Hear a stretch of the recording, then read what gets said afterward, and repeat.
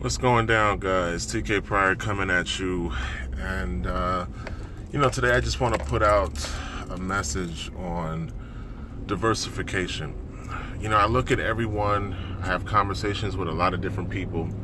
And, for some reason, when you talk about international diversification, it's not a catching conversation that people levitate to, respond with positivity to. And that's a puzzling challenge because of the fact that to do so is to set yourself up for a better future. You work 20 years on your job and you retire with paper money that's constantly in decline, constantly being attacked by political policies, constantly being taxed. So to do like the super rich do and include some sort of international asset to your portfolio is not a negative thing.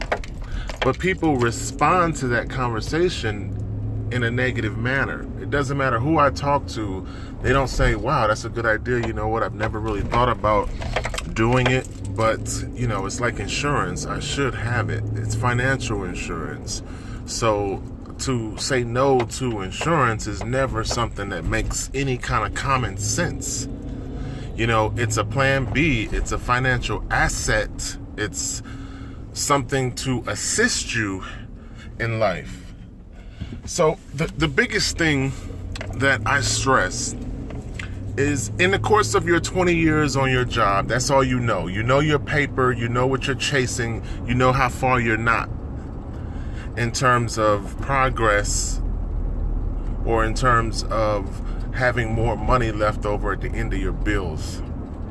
So I always suggest to people, well, what if instead of you chasing paper, you make paper actually work for you? Because when you get involved in higher forms of money, that is exactly what paper does. It gets a full-time job and it then begins to work for you. You see, I'm sick of hearing people talk about nonsense that has zero business principles and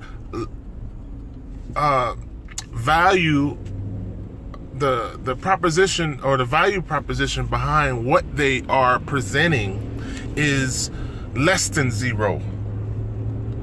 People talk about what's now, not what's next.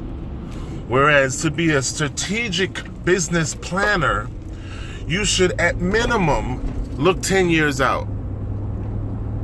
The Chinese go much further than 10 years. So let's talk about strategic business planning. Let's talk about sound business principles that will excel you in the future. And let's put all of these smoke and mirrors things that have zero substance down. Because people don't get ahead. I'm a results-oriented person. I'm about what works.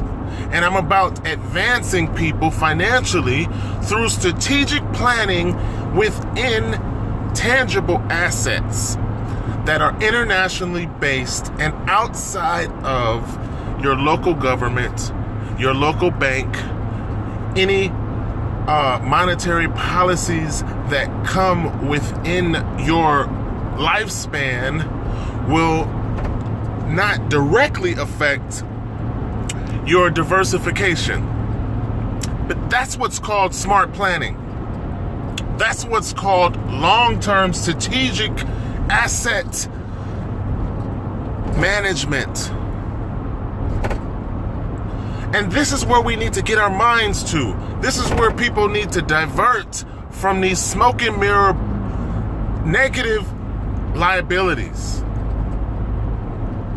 The fact of the matter is, if you do not, within your 20 years, include some sort of tangible asset, international savings account, then you are wasting your time, because whatever paper money you save will get eaten away by the upcoming legislation and the dollar the dollar crash that no one is smart enough to believe will happen. So what I'm encouraging you to do is to include international diversification in your strategic planning. Actually go out and buy, convert, get yourself some gold currency. Get yourself some silver currency. Get yourself some cryptocurrency. Why? Because they are higher forms of money that are outside of government control and banking. It's what's known as decentralized currency. Now, trust me, I'm very passionate about this because I'm sick of seeing people fail. And what hurts me the most is that so many grown people close their mind to the concept of international diversification. When I have a conversation with people and I ask them, how much alternative currency do you own? 99.9% of the people own zero. So if your eggs are in paper money, you have no diversification. That's a fact. What you have to realize is that if you don't have multiple forms of money and you don't include higher forms of money in your asset planning, asset management, in your estate planning, there must be higher forms of currency. How much cryptocurrency do you own? How much gold currency do you own? How much silver currency do you own? If the answer is zero, you are way behind the power curve. And the best part is, within cryptocurrency, as I mentioned before, is financial insurance that makes your money get a job. And I can show you strategies where you can implement a certain amount of seed capital and make your money pay you more than what you make on your 20-year job. It just takes a certain amount of seed capital to get to the point where you are receiving a ROI. I hope that somebody out there is affected by this video. I hope that somebody out there opens their ears to international diversification and begins to make their money work for them instead of slaving for paper fiat liability dollars for the rest of your life. The purpose of this video is trying to inspire people to get past the closed-minded conversation of not owning alternative currency. Because I said this 1,000 times, alternative currency will always save you from any type of monetary crisis.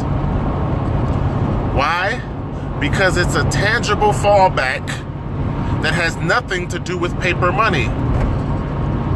You see, I can always cash in my gold and turn it into paper.